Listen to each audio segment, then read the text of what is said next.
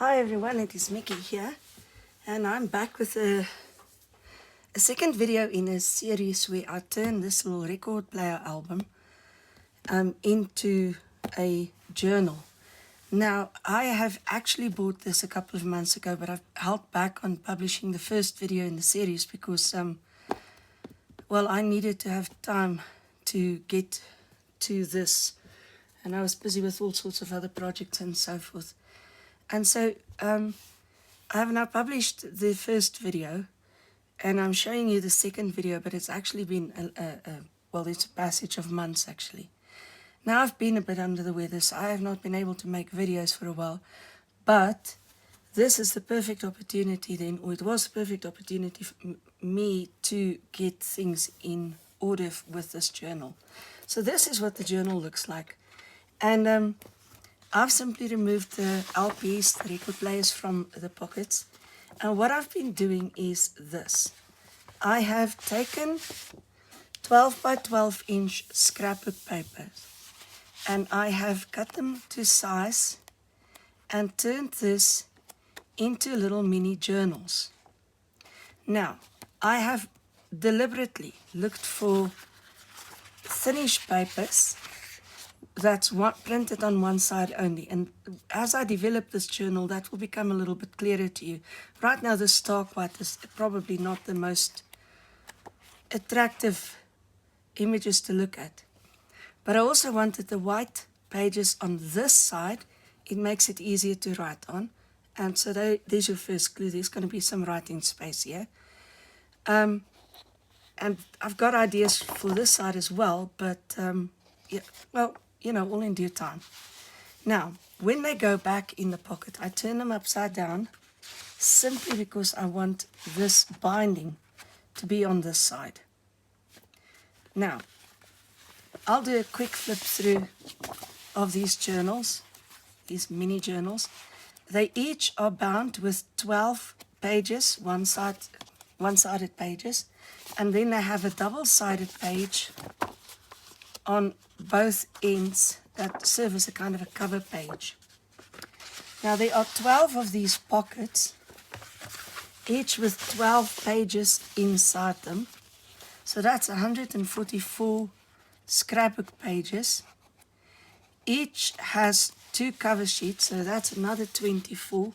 So that's 168 scrapbook pages in total that we've used to create the insert journals so far. Now the last one I will create with you so that you can see how I went about doing this. So I'll create that one on the video now. I just want to do a quick flip through of these.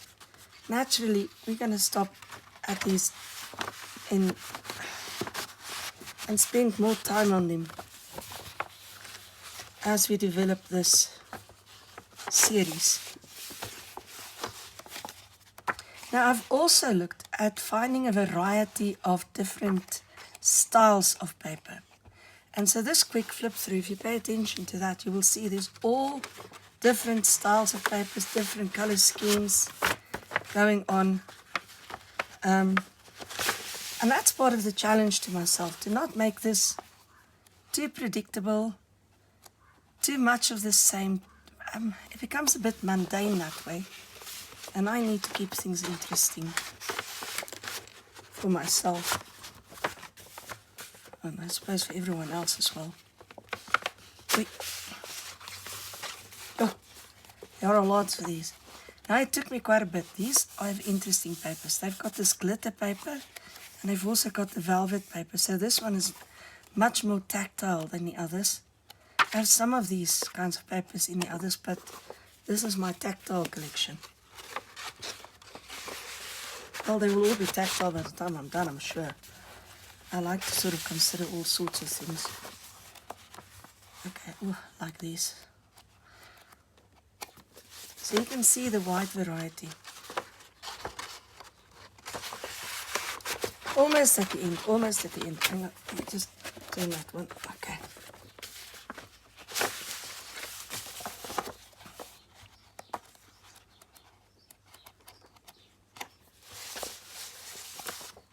Now, I've been collecting scrapbook papers because back in the day I was a humongous scrapbooker. And then all of a sudden the craze just passed, isn't it? This one is slightly shorter here. This is the first one I made. I was still learning, but in any case, this is the front cover, and I'll probably put something there, some lace or whatever it is to compensate for that. But in any case, that's how we learn. And I could give it another cover, but I figured that's okay. I can roll with that. Okay, so those are the ones that's already made. Let me just turn this back. I have not worked on the journal itself yet.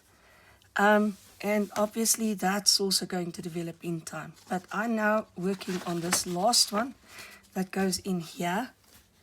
And let me show you what I'm doing there. I'm going to put that one aside. I've already cut most of the pages for that one.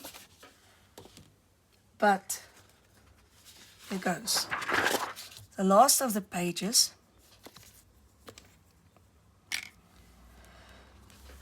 Let me make sure that this is still in line because the journal's quite heavy. So I line this up on the inches side of my cutting mat.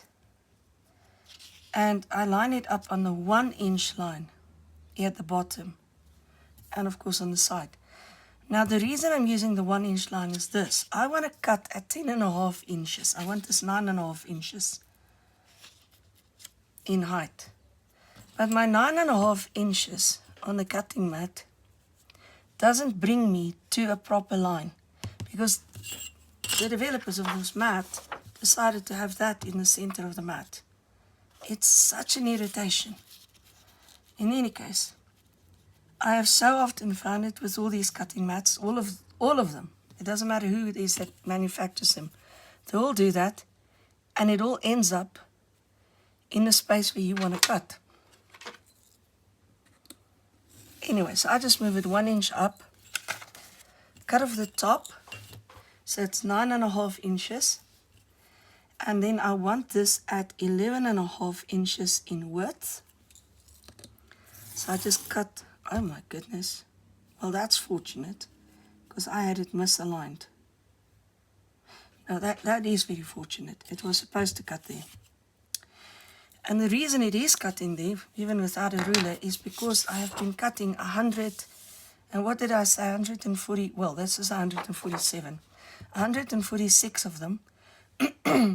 And there are now literal grooves in my cutting mat. We have been cutting these. So that was a fortunate mistake there. Now the last of the pages is this one. It's the cover page. I'm going to lose something gorgeous. Doesn't matter what I do here.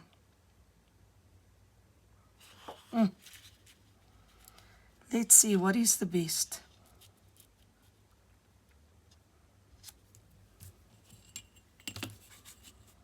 Yeah, that's not bad because that keeps the numbers intact. Pretty much the word fun will stay intact as well. So we'll cut it there. Now these double-sided ones, they're more cardstock than paper. They're quite thicker. And then if I cut it here, what do I lose? Not too much. Now this time let me line it up properly because honestly, that was ridiculous. Okay, there you go. So those are my 12 pages with the covers for this journal. And that's what they look like.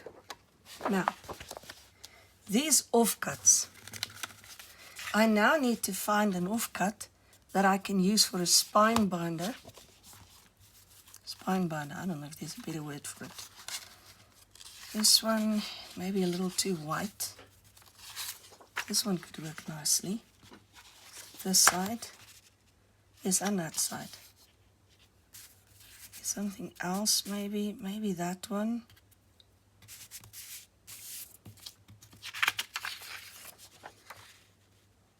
I think I like the dots better. I'm going to go with the dots. Okay, and so what I do is I then take this one and I cut this at 10.5 inches so that it is actually 9.5 inches. Okay, and this will become my spine for the journal. And these offcuts, well, let me show you this collection.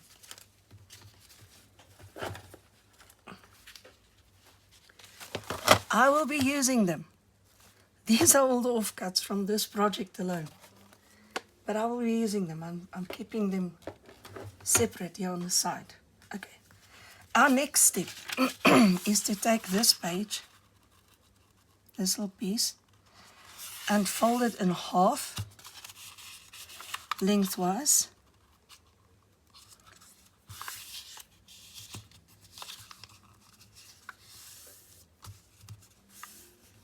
Right, like that.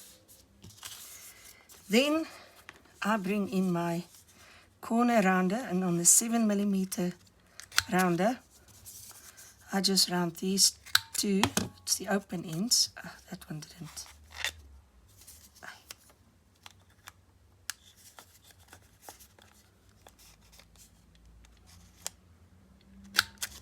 That's better. So on the open end, I just round those ever so slightly. It's not a humongous rounding that I do there. Okay. After that, I just give this a slightly rounded. No, I'm a little early with that. I'm sorry. I was a little early with that. I now center this one on the 5-inch mark. So I'm looking at 9.5 inches there, and 1/2 inch here, and there's just a little bit sticking over. That's probably 1/4 inch. So just lining it up.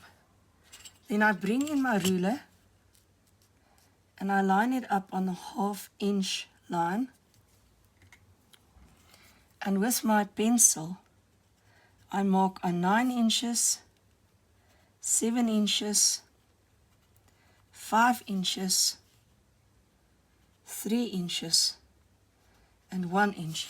And that's just so that I can have these are not going to show up on the video, I'm quite sure.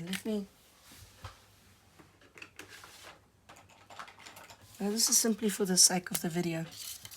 I'm going to use a white pen just so you can see my markings. Can you now see them? Oh, I hope so. In any case, it's going to be a 5-hole binding, so that's why I'm doing this. Okay, and then I just roll this a little bit because it's got to go around this, and there's a bit of thickness there. So a flat fold will not work there. Right, then I take this journal. This will be like this. Okay. And now on my 10mm rounder, I round the corners for the back. And then I take the thinner papers. I take 4 at a time because they will punch quite nicely 4 at a time. Whereas with the cardboard, I don't want too much thickness in the punch. Right.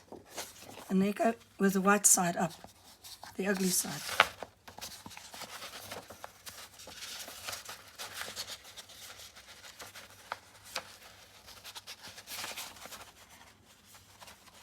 Okay. My voice is a little gone, in case you're wondering why I'm sounding so strange. Because I was sick, I've been coughing. Whenever I start coughing, my voice disappears. It's been the case for years. And I tend to put off going to the doctors. I'm really, really bad at going to the doctors. I'm really bad at communicating with the doctor, letting them understand what's wrong with me. And so inevitably I leave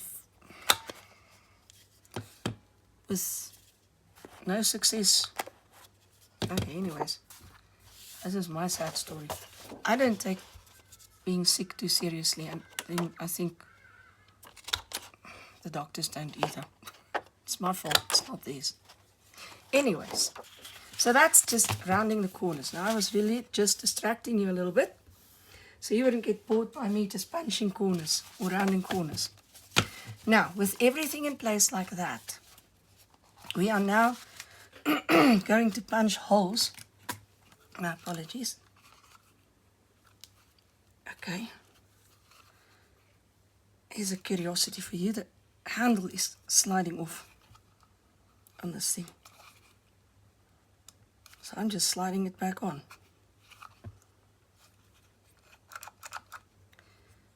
Okay, anyways. Okay, so on my crocodile knockoff,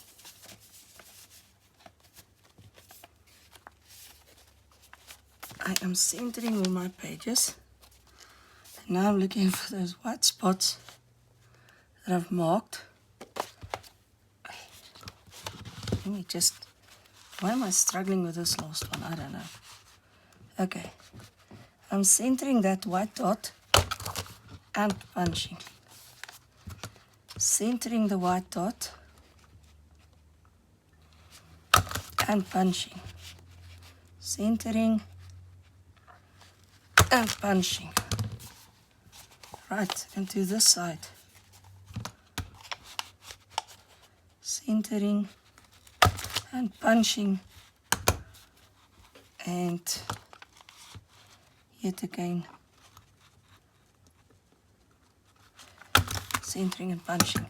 And I'm actually very impressed with this little tool, because honestly, that's 12 pages, 2 covers, and the spine binder. So that is in fact 16 layers altogether.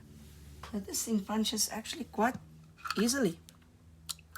So very impressed with my little knockoff. Now, I'm going to get my, I'm using this wool to bind the journals. So I'm just measuring, more or less 2 lengths, slightly over. When I straighten this, there's going to be way more length. So I'll have more than enough there. Here's how I do this. Very big needle. Put my threader in there. Flatten the wool, push it through. Pull it through a little bit. Pull it through the eye of the needle. And just like that, your needle is threaded. Lovely, isn't it? Okay, that's at the ready. Now, for the glue part. I'm bringing the back cover in. Okay. I am going to glue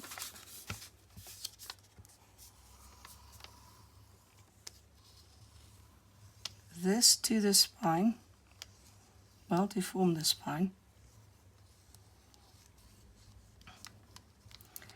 And I'm being very generous with glue. I don't want to stinge on this. Even though I am going to bind this, I want this to stick to the back cover.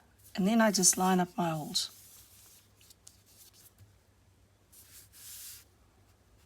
Glue it properly. Okay, lovely. Do the same thing for the front cover.